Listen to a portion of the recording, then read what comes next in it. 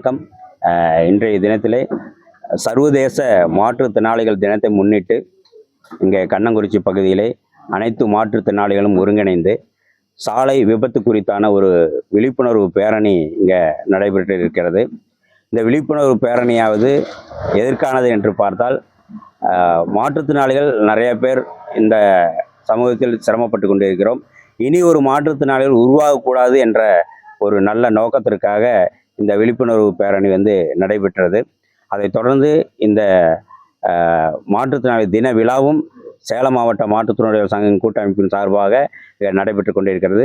விழாவில் மாற்றுத்திறனாளிகளுக்கு மளிகை பொருட்கள், தையல் இயந்திரம் போன்ற நலத்திட்டங்களையும் இங்கே வழங்க உள்ளோம் என்பதை இந்த இடத்துல மகிழ்ச்சியுடன் நாங்கள் தெரிவித்துக் கொள்கின்றோம். இந்த பேரணியானது கண்ணங்குறிச்சி பேருந்து நிலையத்திலிருந்து துவங்கப்பட்டது. இதில் சுமார் 50க்கும் மேற்பட்ட மாற்றுத்திறனாளிகள் கலந்து கொண்டோம். இந்த பேரணியில் முக்கியமான பதாகையாக பேருந்தில் பயணிக்கும் சகோதர சகோதரிகள் படியில் நின்று பயணித்தால் திடீரென்று அது விபத்து ஏற்படுகிறது. ஹெல்மெட் போடாமல் நிறைய பேர் போகிறதுனால அதனால விபத்து ஏற்படுகிறது.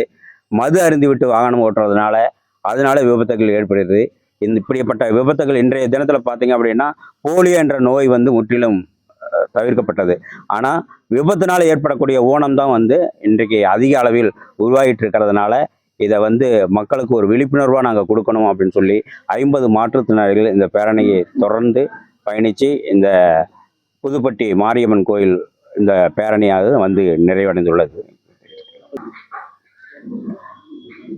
இதில் நலத்திட்ட உதவிகள் இந்த இடத்துல நாங்கள் வழங்க இருக்கிறோம். மிகவும் எங்கள் அமைப்பில் ஏழ்மையாக இருக்கக்கூடிய குடும்பங்களுக்கு இது மாதம் நாங்கள் இந்த மளிகை பொருட்கள் கொடுத்துட்ருக்கிறோம்.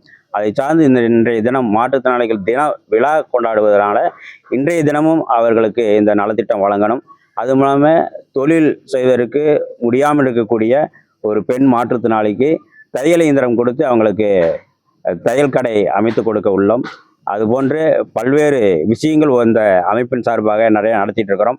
ஒவ்வொரு வருடமும் மாற்றுத்திறனாளிகள் மற்றும் மாற்றுத்திறனாளி வாரிசுகளுக்கு கல்வி உதவித்தொகை 1 லட்சம் ரூபா வரலும் நாங்கள் வழங்கிட்டு இருக்கோம். அதை தாண்டி ஒவ்வொரு மாற்றுத்திறனாளிகளுக்கும் திருமணம் நடப்பது மிகவும் கடுமையானது.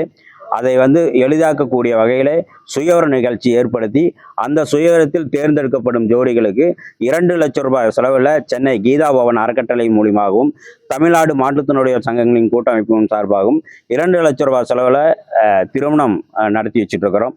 அதை தாண்டி பள்ளி குழந்தைகளுக்கு நோட் புக்கு போன்ற அனைத்து சேவைகளும் அரசாங்கம் கொடுக்கக்கூடிய சேவைகளை தாண்டி எங்கள் சேலம் மாவட்ட மாற்றுத்திறனாளி சங்க கூட்டமைப்பின் சார்பாக நிறைய சேவைகளை செய்து கொண்டிருக்கிறோம். அதுதான் இங்கே சேலம் மாவட்டத்தில் கிட்டத்தட்ட 27 மாற்றுத்திறனாளிகளுக்கு சுயதொழில் அமைச்சு கொடுத்து இன்றைக்கி அவங்க வாழ்வாதாரம் பெருக்கிட்டு இருக்காங்க. அந்த வகையில் ஒவ்வொரு மாற்றுத்திறனாளிகளும் ஏழ்மையை கண்டறிந்து அவர்களுக்கு உண்டான தேவைகளை பூர்த்தி செய்வதே இந்த சேலம் மாவட்ட மாற்றுத்திறனாளி சங்க கூட்டமைப்பு என்பதை இந்த இடத்துல தெரிவிக்க கடைபெற்றிருக்கிறோம். பழனிவேல், மாவட்ட தலைவர்.